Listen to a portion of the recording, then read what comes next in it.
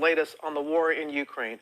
Russia ramping up its offensive in the eastern part of that country, also firing off a new long-range missile test. Martha Raddatz standing by with more on that. But first, let's go to our foreign correspondent, James Longman, there in Ukraine for us. Good morning, James.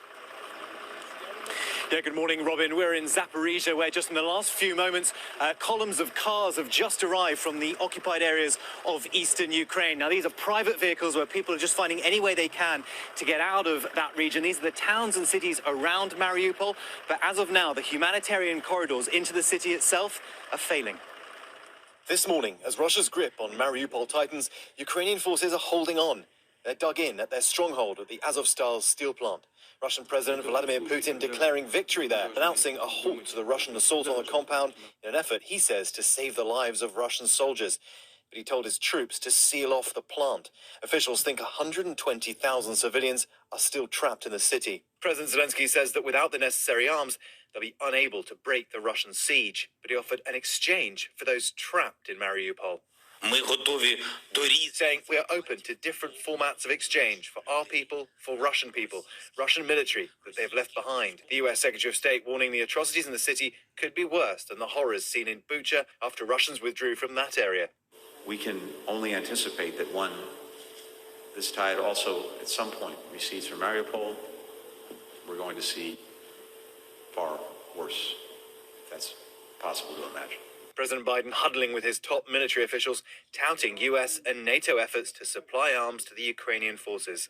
Weapons and ammunition are flowing in daily, and we're seeing just how vital our alliances and partnerships are around the world. But the fighting in Ukraine is intensifying. With the new Russian offensive into the east, the front line now stretches over 300 miles.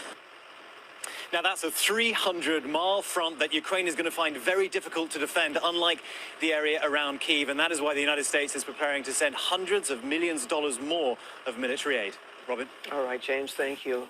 And for more now on that Russian missile test, let's bring in our chief global affairs correspondent, Martha Raddatz. Good morning, Martha. Good morning, Robin. This is the first test of the so-called Sarmat intercontinental ballistic missile, a weapon so powerful NATO refers to it as the Satan-2. It is nuclear capable, has multiple warheads, is hard to detect, and could easily reach the United States. In fact, could likely reach anywhere in the world. Vladimir Putin says the new missile will make those who threaten Russia, quote, think twice. But this is clearly saber-rattling on Russia's part, Putin's provocative reminder that even though the Russian ground war has had tactical failures, it is a country that is nuclear armed. But the Pentagon did not really take the bait, calling the test routine and confirming that Russia, in fact, gave notice to the U.S. ahead of the test.